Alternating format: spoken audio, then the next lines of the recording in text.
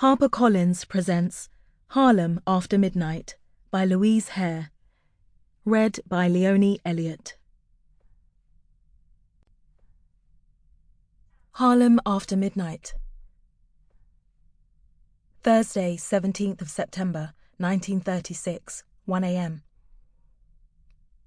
She let out a sigh as she fell, an exhalation so sweet and soft that not a soul heard it. Not even the cop who'd passed by the building not 2 seconds before. It was the smashing of china and the subsequent thud of her body landing hard against the stone steps 3 stories down that made him turn and look. Patrolman James Freeman was only a few months into his new career. If you can't beat him, join him. Forget that his brother hadn't spoken a word to him since. The paycheck sure made up for it, or it had done up until this very moment. He noticed her arm first, thrown above her head but in an elegant manner, her fingers beautifully positioned like a dancer's, his eyes traced long to her face. So beautiful and still, her cheek resting against the cold step, her hair curling down towards the sidewalk. Her eyes were closed, her face serene as if she had fallen asleep, though the rest of her body was in chaos, sprawled upside down with legs twisted and one foot almost kicking the front door of the building. A broken angel.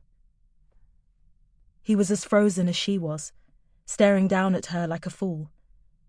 But then she opened her eyes. A cough. Blood leaking a thin trail from her mouth.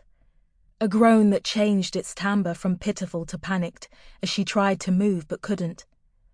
Freeman ran forward, the spell broken, dropping to a crouch beside her head. "Ma'am! You all right, ma'am?" He cursed himself. How in the hell could she be? He tried to remember his training, but his mind had gone blank. "Don't move. I'll get help." Her eyes rolled shut and he looked around. The street wasn't quite empty, but the closest people were way down on the other side of the road. He could shout, but he didn't want to draw a crowd. He looked up. She'd fallen from this building. He could see the open window, a curtain fluttering out from the dark, no light visible from the room. But he could hear music playing. A party. A gathering of some sort. Freeman jumped up and rang the bell, pressing his finger hard against the button until he heard the thud of footsteps from within. A man calling out to hang on. "Can't you have a little damned patience? Don't you know what time it is?" "Sir," he said, as soon as the door swung open. "There's been an accident. You got a telephone in there? You got a call for an ambulance, and the police." "Ain't you the police?" The man looked him up and down suspiciously. He was in late middle age and had clearly been in bed when Freeman had woken him. A dressing gown hung loose over his pajamas, and he didn't look very happy to see a cop on his doorstep. Freeman didn't know how to explain, so he just stepped aside, letting the man see past him to the woman behind. "Sir, you gotta ring him now, before it's too late, please." The man flinched as he saw the woman, but he stepped forward. "My God."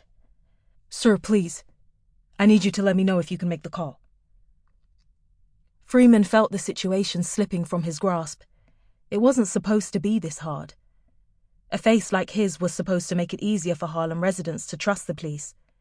But all too often it felt like they trusted him less. "You got a telephone or not?"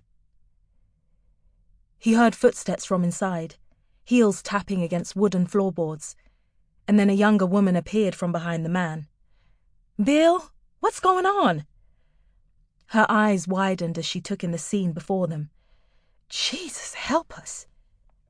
"Lynette, go into my apartment and call the police," the man told her, tying the belt of his dressing gown around him before stepping outside. Lynette did as she was told, vanishing back inside the building. "Son, I'm a doctor. Forgive the shock, but I wasn't expecting." He knelt and checked the woman's pulse. "Weak, but she's still with us, for now." Freeman glanced back up at the window. No sign of anyone else up there. "You know who she is?" There was a dark halo around her head now, a pool of blood that was spreading quickly.